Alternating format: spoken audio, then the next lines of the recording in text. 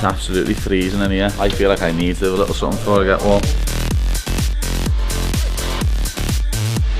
Amateurs on first. Got some very good youngsters coming through now, like better than me when I was 16.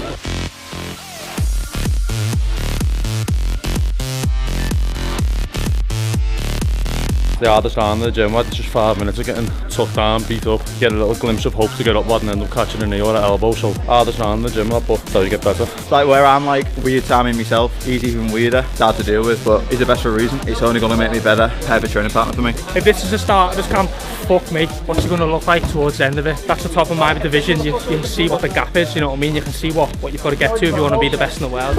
It brings us all on every day, and we'll have a full team of killers there in a couple of years' time, all up in that rankings. Noticias recientes, el UFC anuncia ya hace unos días un interinato, Paddy Pimblett en contra de Justin Gaethje, una pelea que tú incluso anticipaste que podría pasar, ¿no? Que tal vez para que Paddy mereciera la pelea de campeonato contigo, tenía que ganarle a Justin. ¿Cómo la ves? ¿Cómo te tomó la decisión del UFC?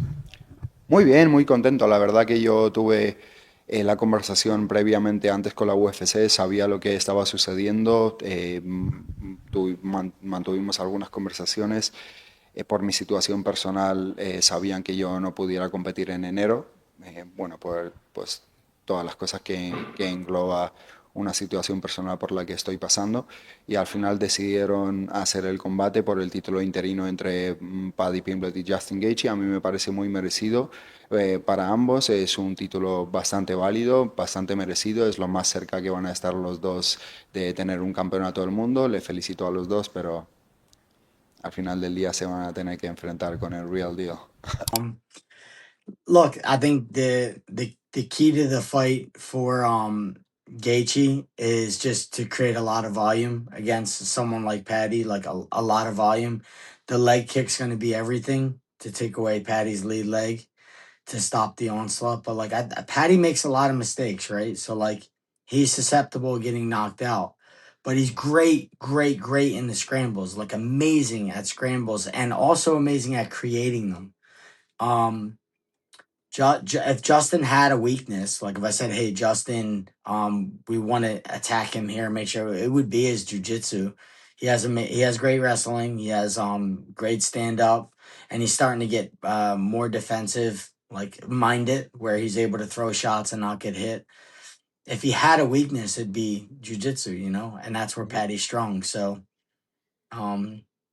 it's really hard fight to pick because Justin's a really hard guy to prepare for. You can't just spar with your friends and your teammates in the cage and think you're ready for a Justin Gaethje fight. You have to get out of your element and have guys get in your face and stand in the pocket and come after you so you can get ready for this kind of pace and this kind of pressure. If Paddy does that, he'll be able to make adjustments and learn how to deal with someone like Justin in his training camp. But if he waits for the night of the fight, you know, it could be too late for a guy.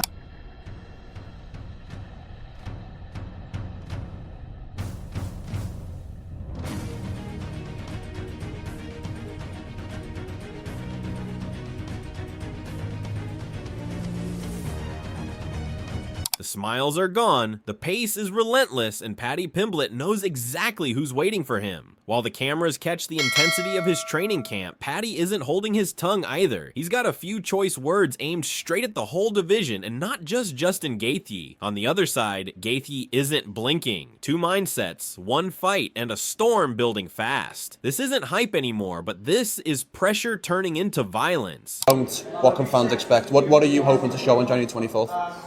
I'm hoping to come out there, well, I know I want to come and win the belt, but obviously I want to have an entertaining fight. Don't want to have a boring fight, lads. And I think it's impossible when Justin Gaethje's in the other corner. You know what I mean? You can't not have a good fight when you're fighting Justin Gaethje. So, but I think everyone's going to be shocked, to be honest, because I think I'm going to knock him out. So people won't expect that. People think I'm just going to try and grapple and take him down when I'm not. I'm going to come out and I'm going to put it on. Expecting an early knockout, a late knockout, somewhere I in the don't middle? see him getting past the third, just like Chandler. Paddy Pimblett played it down even further, explaining that taking a shot isn't as shocking as outsiders imagine. For fighters, keeping composed through impact is second nature. He laughed about the difference with football culture too, saying that in MMA, you're taught to mask any pain, while footballers often hit the deck and exaggerate contact. To him, it highlights how different the mindsets really are, and he believes he has the right mindset to knock out Justin. What others people think, you know, getting punched in the face doesn't actually hurt. You know what it is? Because you see us normal people here, you get punched in the face directly, emotions like what? But then obviously you guys stay calm in it because it's normal. Lad, I love footy, but the one thing that pisses me off about footy, lad, is in my sport I have to pretend I'm not hurt. And in footy, players jump on the floor and pretend they're hurt. You know what I mean? It's so girly. That attitude carries forward, and he barely seemed fazed by the announcement of the interim fight, brushing it off as big news, but nothing unexpected. Even with a quick in-and-out trip to Vegas for media duties, he treated it like part of the grind. In his head, a title shot was always coming, and facing a legend for the interim belt felt like something he'd already earned. He spoke with certainty about what comes next. Take the interim strap, finish the job for the undisputed title, defend it, then move up to welterweight and hunt another belt. To him, this moment isn't luck or timing, it's destiny catching up. Can you give me a reaction to the fight news? Obviously massive news last week, a massive fight for you. Massive news, lad. Gotta go to Vegas tomorrow, lad, to do a press conference. Be in Vegas for less than fucking 24 hours, lad, but I've got to do it, so... Yeah. Take it all in my stride. I knew I'd end up fighting for the belt anyway, so... To fight a legend like Gaethje for the interim belt is... I've paid my dues to get to this, lad, so I always knew I'd end up fighting for the title, and then I'll win this interim belt, and then I'll beat Ilya up and take the proper belt, defend that, and then I'll go up and fucking win the welterweight. When asked about January 24th, he was clear. The belt is the goal, but he also wants a fight fans won't forget. With Justin Gaethje across the cage, he knows excitement is guaranteed, but he's ready to shock. Instead of leaning on grappling, he plans to finish Gaethje on the feet, predicting an early stoppage and promising to come out swinging from the first bell. What can fans expect? What are you hoping to show on January 24th? I'm hoping to come out there, well, I know I want to come and win the belt, but obviously I want to have an entertaining fight. Don't want to have a boring fight, lads, and I think it's impossible when Justin Gaethje's in the other corner. You know what I mean? You can't not have a good fight when you're fighting Justin Gaethje. So, but I think everyone's going to be shocked, to be honest, because I think I'm going to knock him out. So people won't expect that. People think I'm just going to try and grapple and take him down, when I'm not. I'm going to come out and I'm going to put it on. Expecting an early knockout, a late knockout, somewhere in the middle? I don't see him getting past the third, just like Chandler. On the flip side, Justin Gaethje sees this fight as more than a title shot on paper. It already makes him a champion, and that recognition means a lot. Beyond that, it's about facing elite opponents like Ilia Topuria and seizing the opportunities he's worked for. For him, this isn't the start of his career, but one of its defining moments. A chance to chase gold, prove himself, and inspire others along the way. And when asked about Arman Tsarukyan offering to help him prepare for Paddy Pimblett, Gaethje kept it practical. He sees it more as Tsarukyan trying to challenge Paddy than actually helping him. Justin emphasized he won't make big changes to his training. He trusts his team, brings in partners as needed, but avoids working with anyone he might face in the cage down the line. Acknowledging Arman would make a solid partner, he joked that it might be too smart since he could end up fighting him someday. Justin brushed off the idea of outside help, keeping his focus on his own camp, but while he's sizing up Paddy, someone else is taking notice. Nate Diaz isn't just chasing any fight, he's setting his sights on Pimblett, and that choice speaks volumes. By picking Paddy over a name like Gaethje, Nate is acknowledging just how dangerous and unpredictable Paddy is. A real test that promises fireworks. This isn't about hype, it's about facing a fighter who demands respect.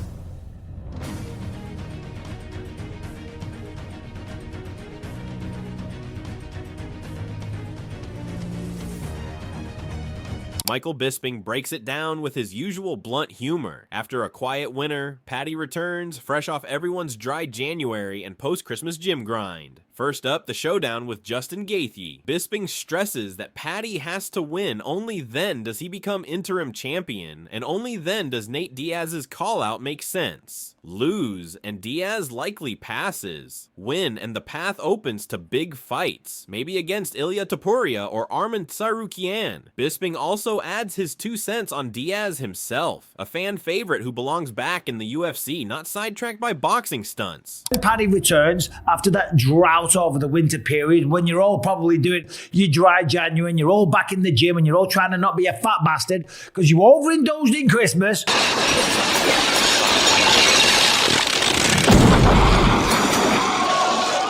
The first fight night is Paddy versus Justin. First of all, Paddy's got to win that fight against Justin Gaethje. If he does, he becomes the interim champion of the world. So that's what Nate Diaz wants. I think if Paddy loses to Justin Gaethje, right, coming off a loss, I don't think Nate Diaz would be interested. But he's calling out Paddy Pimblett, and that wouldn't happen because if Paddy does win, he's then the interim champion of the world. Who does he fight next? It would be Ilia Topuria. Maybe an Arman Tsarukyan if the man can get a shot. Anyway, right, that isn't going to happen. Nate Diaz, love the guy in the cage. He's got a massive following. I think he should be back in the UFC. Not messing around and boxing influence. But Chael Sonnen breaks down exactly what it takes to beat Justin Gaethje, and it's all about speed. According to him, anyone who's ever beaten Gaethje hasn't done it with grappling or brute force. They've been faster. Gaethje will let you hit him, but only so he can hit back. Key is landing your shots and getting out before he lands his. It's a high-speed chess match in the cage, where timing and quickness make all the difference. If you're going to beat Justin Gaethje, you have to be faster than him. Anybody who has ever beaten Justin Gaethje has had that quality. They have not been a better grappler. That's not what it comes down to. They could out-condition him, out-experience him, out-grit him. You have to be faster than Justin Gaethje, because he'll give you a chance to hit him. They don't mind if you hit him. It's a speed issue. Can you hit him a lot? And by the way, when you come in to hit him and he allows you to, he's giving you a shot so that he can get a shot. If you can be fast enough, you can get your shot and get out of the way before he gets his shot, right? It's an equal trade. Building on the speed battle Chael highlighted, the strategy between these two is coming into focus. Justin talks about using his wrestling defense to set up damage, forcing Paddy to work for every opening. But Paddy isn't buying it. He says the fight won't look like people expect, and it's on the feet where he plans to make his mark. Two contrasting approaches, one cage, and a matchup that's shaping up to be as tactical as it is explosive. An interview, and he talked about the X's and O's of this fight, and said that his wrestling defense is second to none. That's interesting, by the way. Statistically speaking, he might actually have the best defense in MMA. He might. If you look at ground control, which means how long has a guy been on top of another guy, and you were to juxtapose that over the length of a career, Jose Aldo was straight. Jose Aldo was defensively what George St. Pierre was offensively in wrestling. But Justin Gaethje's right there, at any rate. He said, listen, it's a weird game. Maybe he'll take me down. Maybe I'll submit him. But then he said, but that's 1,000,000 to 1. Okay, so he's saying he's probably not going to submit him. Then he talked about if Paddy's going to take him down, Paddy's going to have to rough him up first. He's going to have to land some punches and some kicks to distract him to get in close to take him down. That's a very honest assessment. And so, okay, so as I'm reading through this interview, it's like, all right, but back to Justin, how are you going to beat him? You just showed a couple of ways that you don't think this fight is going to go. How do you think it is going to go? And it's exactly what you think, right? He's going to get out there, he's going to rough him up, he's going to touch him up and put him away. And then the man himself, Ilia Topuria, weighed in on the UFC's interim title decision with a measured take. He's happy for both Paddy and Justin, calling the matchup well-earned and a legitimate shot at a championship. While he acknowledges it brings them closer to world title glory, he reminded fans that ultimately they'll have to go through him, the real deal, to prove themselves at the very top. Noticias recientes, el UFC anuncia ya hace unos días un interinato. Paddy Pimblett en contra de Justin Gaethje. Una pelea que tú incluso anticipaste que podría pasar, ¿no? Que tal vez para que Paddy mereciera la pelea de campeonato contigo, tenía que ganarle a Justin. ¿Cómo la ves? ¿Cómo te tomó la decisión del UFC? Muy bien, muy contento. La verdad que yo tuve la conversación previamente antes con la UFC, sabía lo que estaba sucediendo, mantuvimos algunas conversaciones. Por mi situación personal, sabían que yo no pudiera competir en enero, bueno, por pues, todas las cosas que engloba una situación personal por la que estoy pasando, y al final decidieron hacer el combate por el título interino entre Paddy Pimblett y Justin Gaethje. A mí me parece muy merecido para ambos, es un título bastante válido, bastante merecido, es lo más cerca que van a estar los dos de tener un campeonato del mundo. Le felicito a los dos, pero al final del día se van a tener que enfrentar con el real deal. Building on his earlier take about the interim title, Ilia Topuria dove deeper into the Paddy versus Justin matchup, and he's making it clear this fight is wide open. Paddy brings slick, technical grappling, able to control opponents on the ground with ease, while Justin counters with raw power, heavy hands, and devastating kicks. There's no clear favorite, and that unpredictability is exactly what makes the fight so compelling. For Topuria, it's the kind of high-stakes, edge-of-your-seat battle that fans crave. A true test of skill, strategy, and heart where anything can happen from the first bell to the last. Following Topuria's take on the matchup, Eddie Alvarez zeroes in on what could decide the fight. Justin's strength lies in non-stop strikes and punishing leg kicks, but Paddy's scrambling ability and jiu-jitsu make him unpredictable and dangerous. Alvarez notes that you can't prepare for Gaethje in normal sparring. Paddy will need to face that kind of intensity in camp to adjust and thrive. If he waits until fight night, the window for success could close fast. However, James Lynch offered a merit-based take on the matchup, framing it as a tough but fair test for Paddy Pimblett.